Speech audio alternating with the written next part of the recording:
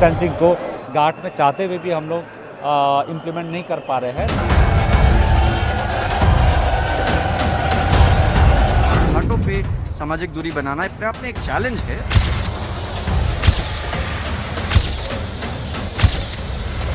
आज भीड़ की वजह से हम चालान नहीं कर पा रहे, प्रैक्टिकली पॉसिबल नहीं है।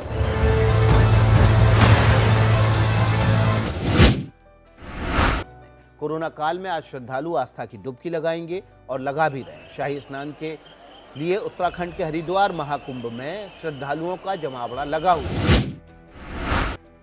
दुश्मन न करे, एक मौलाना ने वो गलत काम किया है। पूरे देश को कोरोना की आग में झोंक दिया है। धर्म की दुकान चलाते चलाते मुस्लिम संगठन, मुस्लिम तबलीगी जमात देश का गुनहगार बन गई। कोरोना वायरस के बीच मुसलमानों को भड़काकर दिल्ली में निजामुद्दीन मरकज में जुटाना, फिर पूरे देश में छोड़ देने का ही तो नतीजा है कि देश में 30% कोरोना केस का कनेक्शन तबलीगी जमात से जुड़ रहा है।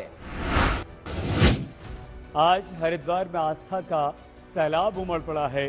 हजारों आम भक्तों के साथ साथ अखाड़ों के साधु सन्यासी हर की पैड़ी पर डुबकी लगाने के लिए उमड़ पड़े।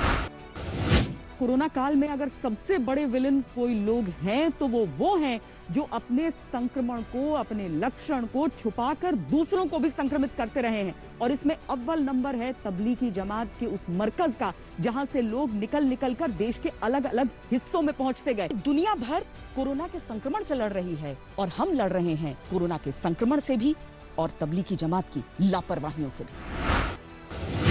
13 अखाड़े आज शाही स्नान करेंगे।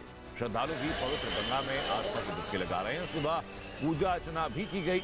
हरिद्वार महाकुंभ के सुरक्षा के कड़े इंतजाम भी किए गए। नमस्कार भाई और बहनों, मैं अर्नब गोस्वामी।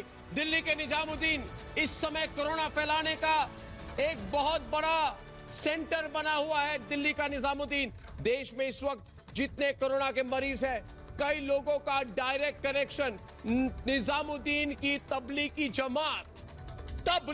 जमात मरकज से जुड़ रहा है।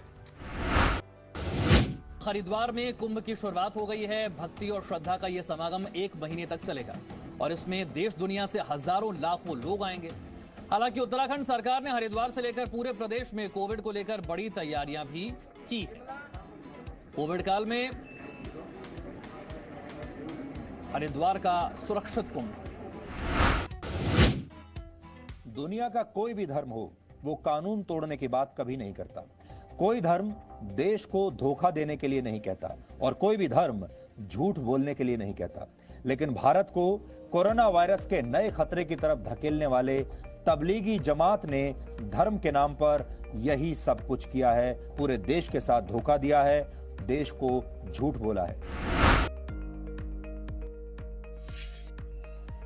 इस विचारधारा के लोगों के लिए एक ऐसा समय है जब ये पूरे देश के सामने एक्सपोज हो गए हैं, पूरी दुनिया के सामने ये एक्सपोज हो गए हैं। आज भी बहुत सारे लोग अपने आप को धर्मनिरपेक्ष बताने के लिए, अपने आप को सेकुलर बताने के लिए इन लोगों का साथ दे रहे हैं और वो कह रहे हैं सिर्फ इनके धर्म की वजह से और इनके विचारधारा की वजह से कि आप इन्हें निशाना मत बनाइए। लेकिन ये लोग वाकई में देशद्रोही हैं।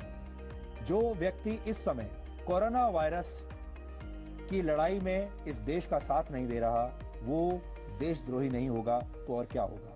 ये भारत की सहनशीलता है कि ऐसे लोगों को बर्दाश्त किया जा रहा है धर्मनिरपेक्षता के नाम पर, लोकतंत्र के नाम पर, फ्रीडम ऑफ स्पीच के नाम पर। इन लोगों की जान अब भी बचाई जा रही है। ये लोग भाग्यशाली हैं कि ये लोग भारत में रहते हैं।